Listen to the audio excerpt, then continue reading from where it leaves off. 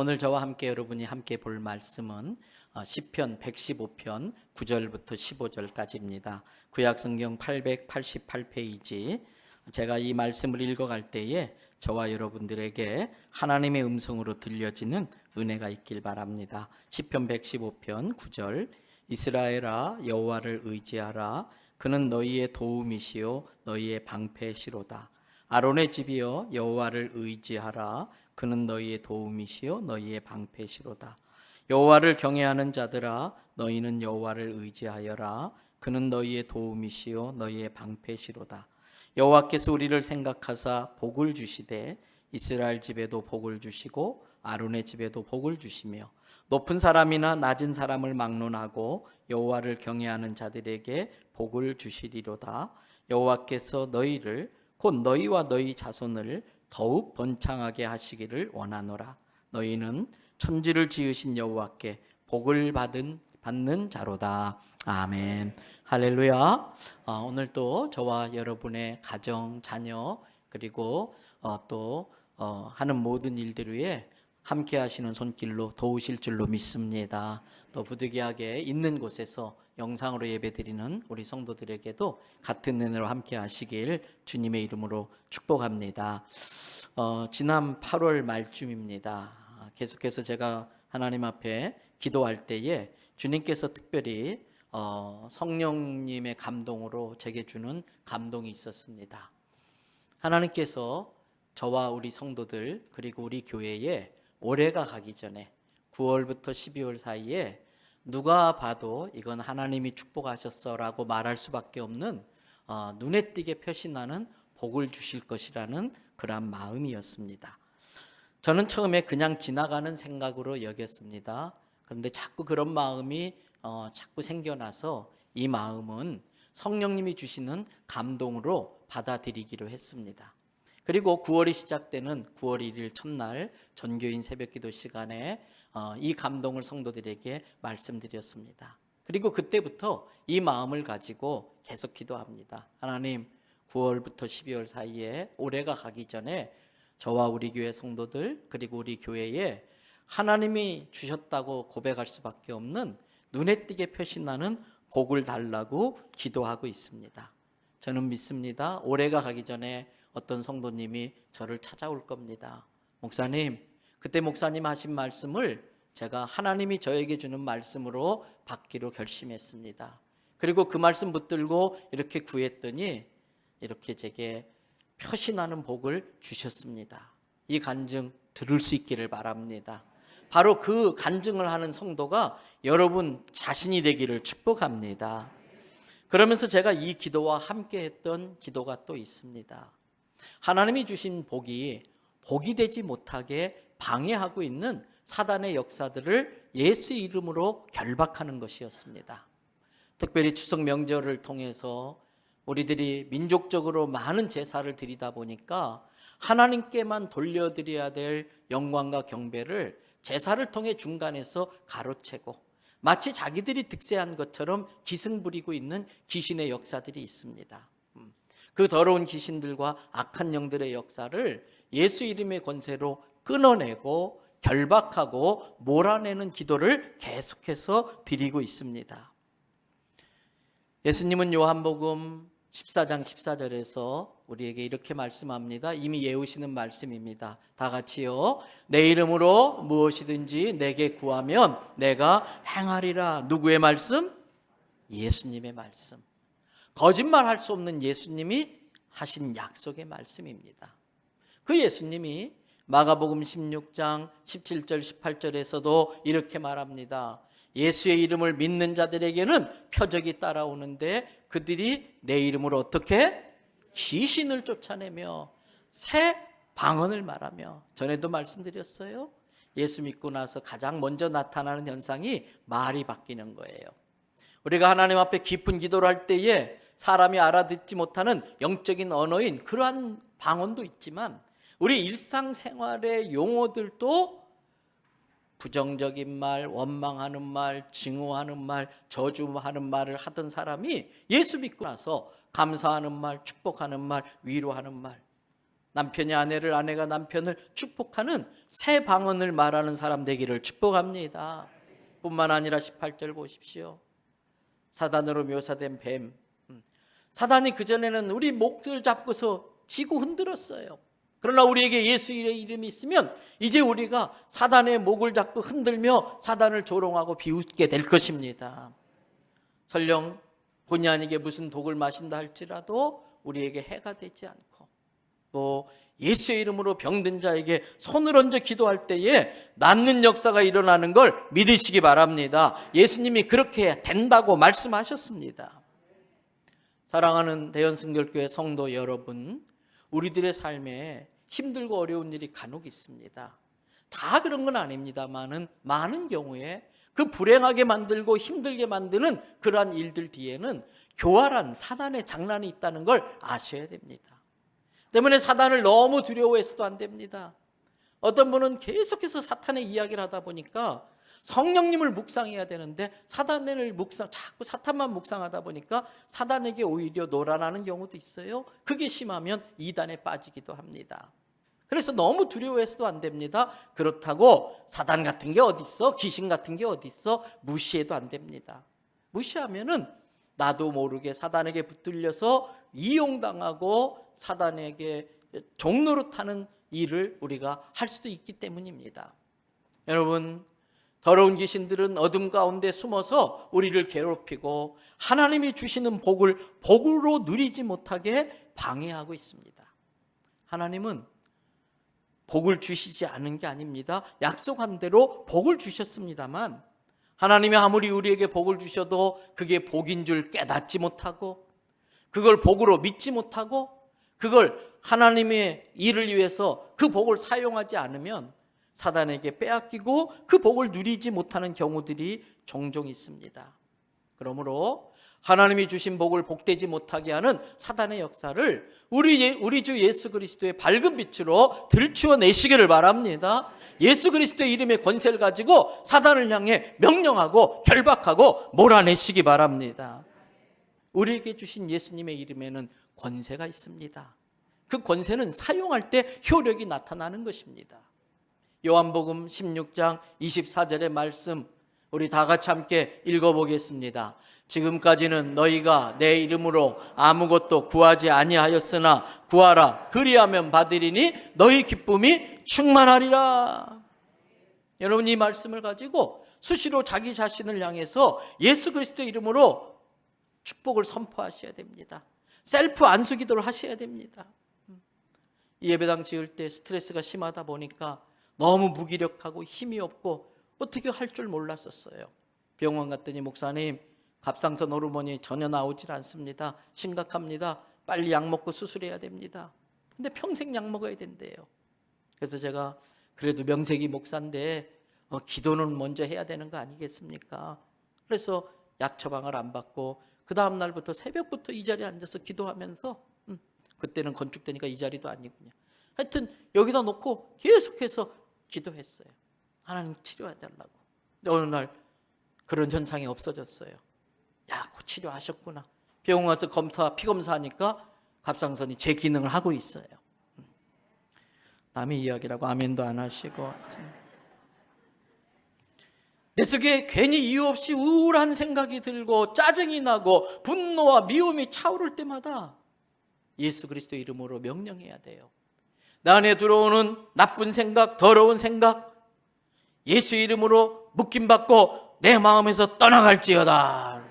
나를 우울하게 만들고 절망하게 만들고 내 안에 부정적인 생각을 집어넣는 더러운 귀신들은 나의 주 예수 그리스도의 이름으로 명하노니 지금 당장 내게서 떠나갈지어다. 여러분, 이렇게 선포하고 명령하고 하는 것과 하지 않는 건 엄청난 차이가 있는 겁니다. 선포하고 명령해야 됩니다. 오늘 설교의 제목이 뭔가요? 복 받는 자. 여러분, 제가 요 근래에 설교한 제목들은 그냥 정하지 않고 고민하면서 설교 제목 정하는 게 정말 어려워요. 지난주 설교 제목 혹시 기억나나요? 뭐는 뭐뭐다? 십자가는 네모다. 아리송한 제목. 그전에는 나무 토막, 오합지졸, 심보, 배려, 한알 이런 설교 제목들을 냈는데 오늘 설교 제목은 노골적으로 복받는 자 했어요. 왜? 제 마음에 성도들이 복받는 일에는 좀 더 분명하고 좀 더 적극적이고 좀 더 노골적일 필요가 있다고 생각해서 이런 노골적인 제목을 붙인 것입니다. 사랑하는 대연성결교회 성도 여러분, 하나님은 우리에게 복 주시는 분이십니다. 하나님은 자녀된 우리에게 복 주기를 기뻐하시는 분이십니다. 하나님은 하나님의 자녀된 우리들에게 하늘의 신령한 복과 이 땅의 기름진 복을 주시기를 좋아하시는 분입니다. 사도 바울은 에베소서 1장 3절부터 6절에서 이렇게 말하고 있습니다. 찬송하리로다 하나님 곧 우리 주 예수 그리스도의 아버지께서 그리스도 안에서 하늘에 속한 모든 신령한 복을 우리에게 주시되. 4절 창세전에 그리스도 안에서 우리를 택하사 우리로 사랑 안에서 그 앞에 거룩하고 흠이 없게 하시려고. 5절 그 기쁘신 뜻대로 우리를 예정하사 예수 그리스도로 말미암아 자기의 아들들이 되게 하셨으니. 6절 다 같이 읽어볼까요? 이는 그가 사랑하시는 자 안에서 우리에게 거저 주시는 바 그의 은혜의 영광을 찬송하게 하려는 것이라. 영혼이 먼저 잘 되어야 범사가 잘 되고 강건해지는 줄로 믿습니다. 영혼이 잘 되려면 다른 무엇보다도 예수님을 잘 믿어야 됩니다. 조금 전에 읽은 말씀 다시 한번 확인해 보세요. 3절 보세요. 그리스도 안에서 하늘에 속한 모든 신령한 복을 우리에게 주시되. 그리스도 안에서. 4절 그리스도 안에서 우리를 택하셨습니다. 5절 예수 그리스도로 말미암아 자기의 아들 되게 했습니다. 6절 그가 사랑하시는 자 안에서 하나님이 사랑하시는 예수 안에서 우리에게 거저 주셨다 그랬습니다. 여러분, 예수님을 인생 살아가면서 만나고 그분이 어떤 분인지를 알게 되고 깨닫게 되고 그분을 믿고 내 마음의 구주로 영접한 건 이미 하늘의 신령한 복을 받은 걸 믿으시기 바랍니다. 그뿐 아닙니다. 하나님은 하나님의 자녀된 우리들이 육신을 입고 이 땅에 살 동안에도 뭐가 필요한지를 다 알고 계십니다. 내 자녀들이 그런 것들이 육신을 입고 이 땅에 살아가면서 필요한 것들이 있어야 되는 것을 아십니다. 그래서 하나님은 자녀된 우리들이 이 땅에 사는 동안에도 더 풍성하게 살길 원합니다. 꾸어줄지언정 꾸러 다니는 걸 원치 않습니다. 믿지 않는 자들에게 아쉬운 소리 하는 걸 아버지 하나님이 볼 때 자존심 상하는 일인 것입니다. 그래서 예수님은 요한복음 10장 10절에서 이렇게 말씀하셨습니다. 도둑이 오는 건 뭐 하려고? 도둑질하고 죽이고 멸망시키려는 것뿐이다. 사단은 도둑이에요. 내 인생을 도둑질하고 내 가정을 망가뜨리고 자녀를 병들게 만들고 나를 멸망시키려고 오는 거예요. 그러나 예수님이 온 것은 양된 우리가 영생을 얻게 해주시고 우리의 삶이 더 어떻게 하려고? 풍성하게 얻게 하려는 거다. 그래서 아버지 이삭은 아들 야곱을 축복하는데 이렇게 축복합니다. 여러분 자녀들을 축복하는 마음으로 이 말씀 다 같이 함께 읽습니다. 하나님은 말씀 띄워주시고 창세기 27장 28절입니다. 하나님은 하늘의 이슬과 땅의 기름짐이며 풍성한 곡식과 포도주를 내게 주시기를 원하노라. 사랑하는 대연성결교회 성도 여러분, 마음에 새기셔야 됩니다. 하나님은 가정의 영적 제사장인 부모, 아버지와 어머니에게 자녀를 축복하는 권세 주신 걸 믿으시기 바랍니다. 여기서 축복이라고 하는 단어는 한자입니다. 이 축자가 무슨 축자인지 잘 아실 겁니다. 빌축자입니다. 그래서 귀신들에게 빌 때도 축문을 쓴다 할 때에 이 빌축자를 씁니다. 복은 마땅히 복복자입니다. 그런데 여러분, 복을 주시는 것은 하나님의 몫이라면 복을 달라고 비는 건 사람의 몫입니다. 그래서 우리가 하나님 축복해 주세요, 이건 정확한 표현은 아닙니다. 일상적으로 그냥 그 뜻이 무슨 뜻인지 알기 때문에 그냥 쓰긴 하지만 축복은 사람이 하는 거예요. 하나님께 복을 주신 하나님께 복을 비는 게 축복입니다. 그러므로 부모는 자녀를 위해서 축복해야 됩니다. 복을 주신 하나님께 내 자녀를 위한 복을 빌어야 됩니다. 블레싱 해야 됩니다. 사랑하는 성도 여러분, 복 받는 자가 되기 위해서 알아야 될 몇 가지가 있습니다. 따라하십시다. 첫째, 구원은 믿는 자에게 거저 주신다. 그러나 복은 구하는 자에게 주신다.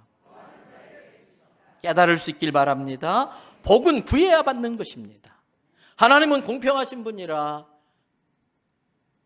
누구든지 믿기만 하면 지옥 가지 않고 천국 갈 수 있게 하려고 구원은 믿는 자에게 거저 값없이 선물로 막 주십니다. 믿기만 하면. 받으면 되는 거예요, 그건. 그러나 복은 아무에게나 주지 않습니다. 그냥 아무에게나 막 복을 주면 그건 공평하신 하나님이 아니기 때문에 그렇습니다. 그래서 잘 아시는 말씀입니다. 마태복음 7장 7절부터 11절의 말씀이에요. 구하라, 그렇게 해야 너희에게 준다. 찾아라, 그래야 찾아낼 수 있다. 두드려라, 그래야 열린다. 8절, 구하는 이마다 받을 것이고 찾는 이가 찾아낼 것이고 두드리는 이에게 열릴 것이다. 그러면서 하시는 말씀이, 너희 중에 누가 아들이 떡을 달라고 하는데 돌을 주는 부모가 있느냐? 자식이 생선 달라는데 뱀을 줄 사람이 있느냐? 11절 다 같이 읽어봅니다. 너희가 악한 자라도 좋은 것으로 자식에게 줄 줄 알거든 하물며 하늘에 계신 너희 아버지께서 구하는 자에게 좋은 것으로 주시지 않겠느냐 그랬어요. 그뿐 아니라 예수님은 요한복음 16장 24절에서 이렇게 말씀했어요. 지금까지는 너희가 나를 만나지 못해서 하나님과 상관없는 죄인으로 살았지만 이제 너희가 나를 믿고 하나님의 자녀가 되었으니, 그전까지는 예수님의 이름으로 구할 수도 없었고 구하지도 않았지만 이제부터는 내 이름으로 구하라, 그리하면 받으리니 너희가 구하는 걸 받음으로 말미암아 너희 인생에 기쁨이 충만하리라 그랬어요. 이 예수님의 말씀을 그대로 믿은 사도 바울은 에베소 교인들과 오늘 우리 대연 성결교 성도들에게 이렇게 말합니다. 에베소 6장 18절 말씀, 모든 기도와 간구를 하되 항상 성령 안에서 기도하고, 성령 안에서 기도한다는 건 좀 이따 설명하겠습니다만 하나님의 뜻 안에서 기도한다는 뜻이. 또 이 기도는 쉽지 않아요. 깨어 있는 자만이 할 수 있는 거예요. 그리고 구하는 것을 위해서 항상 뭐 해야 된다? 힘쓰는 거예요. 그러니까 복은요, 깨어 힘써 구하는 자가 받는 것이에요. 특별히 우리들에게 축복할 수 있는 권세를 주셨어요. 여러 성도를 위하여 복을 빌어라, 구하라, 축복해라. 따라서 첫째, 복은 구해야 받을 수 있다. 둘째, 복은요, 구하면 받을 수 있는데 조건이 있어요. 복을 구하는 분명한 목적을 가지고 구해야 됩니다. 그리고 내가 복을 구하는 그 목적이 하나님의 뜻에 맞아야 돼. 이게 성령 안에서 기도한다는 의미예요. 내가 하나님께 복을 받기 위해서는 그 복을 구하기 전에 그 복을 구하는 목적을 하나님께 아뢰고 그 목적이 하나님께 인정되어질 때에 복이 오는 겁니다. 그래서 다윗은 하나님께 축복받는 인생을 살았는데, 다윗이 축복받은 이유가 있어요.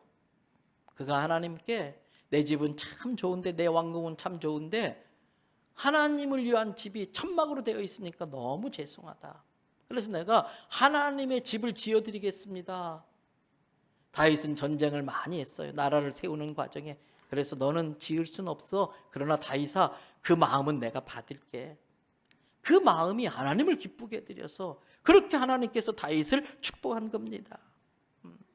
다윗은 바로 하나님께 인정받으니까 다 해결되는구나, 이 경험을 가지고 자기의 왕위를 물려받는 아들 솔로몬에게 이렇게 이야기합니다. 여러분, 우리도 다윗이 아들 솔로몬에게 그랬던 것처럼 우리도 자식들을 생각하면서 역대상 28장 9절 말씀 다 같이 함께 읽도록 하겠습니다. 내 아들 솔로몬아, 너는 내 아버지의 하나님을 알고 온전한 마음과 기쁜 뜻으로 섬길지어다. 여호와께서는 모든 마음을 감찰하사 모든 의도를 아시나니 내가 만일 그를 찾으면 만날 것이요 만일 내가 그를 버리면 그가 너를 영원히 버리시리라. 말씀 그대로 띄워놓으세요. 집에 가서 이 말씀은 자기 아들 이름 넣어가면서, 자기 딸 이름 넣어가면서 읽고 또 읽어야 돼요. 너는 내 아버지 하나님을 알고 부모의 신앙이 자식들에게 유산으로 물려져야 돼요. 내가 믿는 하나님이 어떤 분인지 내 자식이 바로 알게 해줘야 돼요. 그리고 하나님은 모든 마음을 감찰하사 모든 의도를 아시기 때문에 온전한 마음과 하나님이 기뻐하는 뜻을 가지고 하나님께 구하고 하나님을 섬겨라. 그리하면 하나님이 언제나 너를 만나고 너를 지켜준다는 말씀인 것입니다. 그러므로 성도 여러분, 하나님이 기뻐하는 뜻을 가지고 하나님 앞에 기도할 수 있기를 바랍니다. 세 번째, 복 받는 자가 되려면 먼저 복 받는 일을 해야 됩니다. 하나님은 공평하신 하나님이십니다. 여러분, 공부 하나도 안 해놓고 하나님 시험 잘 보게 해주세요. 절대 잘 볼 수 없습니다. 오래전에 원종수 권사님이란 분이 책을 썼습니다. 시험 볼 때마다 기도하면 책이 환상 중에 보인다는 거예요. 그래서 만점을 만든다는 거예요. 그런데 여러분, 그분은요, 하나님의 은혜로 거의 꼴등해서 서울대학교를 가게 됐고, 거기 가서도 기초 실력이 모자란데 계속해서 공부를 잘할 수 있었던 건 교과서를 달달 외우다시피 했어요. 그러고도 기억이 안 날 때에 하나님 도와주세요 그러면 사진처럼 그게 딱 눈에 뜨더라는 거예요. 눈앞에 외워둬야 보여주시는 거예요. 열심히 장사를 위해서 지혜를 짜내고 노력하고 아이디어를 내고 그래야 하나님이 그 사업을 축복하시는 거예요. 열심히 전도할 때에 교회가 부흥하고 하나님께 쓰임 받는 거예요. 그러므로 우리는 우리가 해야 할 일을 부지런히 하고 하나님의 도우심을 받아야 됩니다. 복도 복받을 일을 하고 복받기를 구해야 됩니다. 때문에 우리는 기회 있을 때마다 복받을 일을 많이 해야 됩니다. 복은 열매입니다. 열매는 심어야 거둘 수 있는 것입니다. 그래서 사도 바울은 갈라디아서 6장 10절에서 그러므로 우리는 기회 있는 대로 모든 이에게 착한 일을 하되 기회 있는 대로 모든 이에게 착한 일을 하되 더욱 믿음의 가정에 할지어다. 그리고 바로 위에서 6절에서는 이렇게 했어요. 가르침을 받는 자는 말씀을 가르치는 자와 모든 좋은 것을 함께하라. 영적 지도자들과 좋은 걸 함께하라는 거예요. 그러면서 7절부터 9절에 사도 바울은 이렇게 말합니다. 하나님은 얼씬 여김을 받지 않으니까 하나님은 속지 않으니까 하나님이 합당하지 않은 것을 하고 그렇게 잘한 줄로 스스로 속지 말아라. 그 다음 말이 참 중요해요. 사람이 무엇으로 심든지 어떻게 된다? 그대로 거두리라. 8절 육체를 위하여 심는 자는 육체로부터 썩어질 걸 거두어. 썩어질 거 거둬서 어디다 쓰게 해요. 그러나 성령을 위하여 심는 자는 성령으로부터 영생한 것을 거두게 된다는 거예요. 그러므로 9절 나같이 읽습니다. 우리가 선을 행하되 낙심하지 말지니 포기하지 아니하면 때가 이름에 거두리라. 여러분, 사람이 무엇으로 심든지 그대로 거둔다고 하는 걸 평생 가슴에 담고 사시기 바랍니다. 오늘 또 오로지 방송 전체를 순수 복음만 전하는 데 전념하는 극동방송국에서 전파 선교사 모집하고 있습니다. 여러분, 이 일에 참여하는 것도 내가 하나님 앞에 복된 열매를 맺게 하는데 심는 일과 똑같은 겁니다. 아까도 곽선희 목사님 평양 가서 그런 사례를 경험하셨는데 아주 오래전에 중국의 철의 장막 공산화 때문에 아무도 들어가지 못했던 그때에 극동방송국의 전파는 국경을 넘어서 들어간 거예요. 근데 그때 그 사람들이 성경이 없어요. 계속해서 방송에서 성경을 읽어줬더니 몇 년에 걸쳐서 어떤 여자아이가, 그것도 여자아이가 다 받아 적은 필사 성경을 방송국에 보내서 모두를 감동시킨 적이 있어요. 여러분, 커피 2잔 10,000원도 넘어가. 내가 한 달에 커피 2잔 덜 마시지 이런 마음으로 하면은 그것이 천하보다 귀한 생명을 살리는 복음을 심는 일이 되는 것이지요. 우리는 심어야 복받을 일을 심어야 복을 받는다는 그 믿음을 가지고 말도 조심해야 돼. 말도 복받을 말만 하셔야 돼. 말이시잖아요. 복을 까먹는 말을 하면 안 돼. 행동도 복받는 행동을 골라서 해야 됩니다. 일부러 찾아서 해야 됩니다. 좋은 것 심어야 좋은 것 거둡니다. 또 복에 대해서 우리가 또 생각할 때에 그런데 무엇이 복받는 일인가 이걸 잘 분별하는 지혜가 있어야 됩니다. 여러분, 헷갈릴 때가 많아요. 사단이 교활하게 우리를 속여요. 그래서 이게 어떻게 하는 게 복받는 일일까? 이걸 분별하는 지혜가 있어야 되는데, 복받는 일은요, 마음에 기쁨이 따라옵니다. 복받는 일을 하고 나면 마음에 기쁨이 따라옵니다. 그런데 사단은 우리에게 기쁨을 위해서 일하라고 하지 말고 재미를 위해 살라고 그래요. 그래서 사람들이 다 지금 쾌락을 추구해요. 마귀에게 속아서. 사단은 우리에게 펀을 주고 조이를 뺏어가요. 지혜로운 성도는 재미로 사는 인생이 아니라 기쁨을 위해 살시기 바랍니다. 또 복받는 일은 하고 나면 마음에 평안이 와요.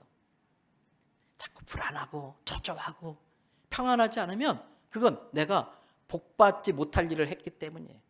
복받는 일을 하고 나면은 평안이 와요. 평안이 없는 일은 빨리 끊어버려야 돼. 자꾸 평안한 일을 찾아야 돼. 또 복받은 일은요, 하고 나면요, 보람이 있어요. 근데 복이 안 되는 일은요, 죽으라고 해놓고도 뭔가 허전해, 허망해, 허전해. 여러분, 그러면 그 허전한 마음 속에 더러운 어둠의 권세가 싹 들어오는 거예요. 특별히 우리가 복에 대해서 생각할 때에 우리는 복 그러면 물질을 자꾸 생각합니다. 물질을 복으로 생각합니다. 그런데 잘 정리하셔야 돼요. 물질은 사용하기에 따라서 복이 되기도 하고 화가 되기도 합니다.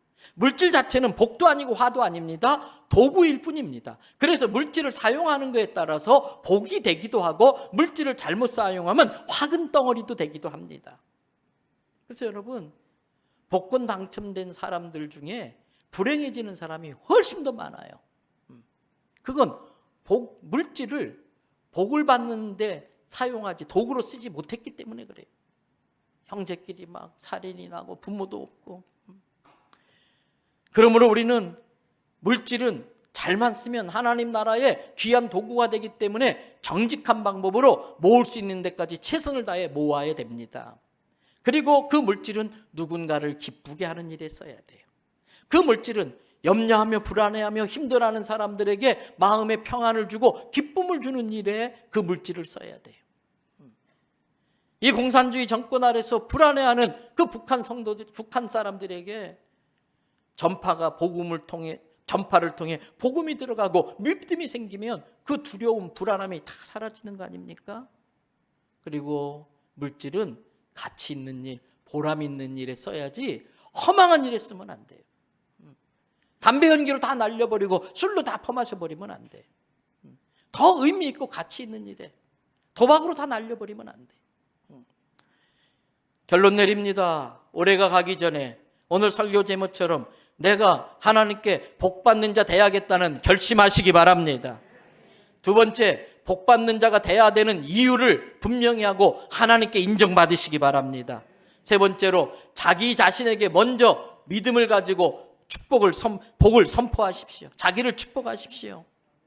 그리고 예수 그리스도의 이름으로 자녀를 위해 축복하고, 배우자를 위해 축복하고, 교회와 다른 성도들을 위해서 축복하고, 목회자를 위해 축복하고, 이 나라와 이 민족, 저 북한 땅과 선교지와 선교사님들을 위해서 복을 비시기를 바랍니다.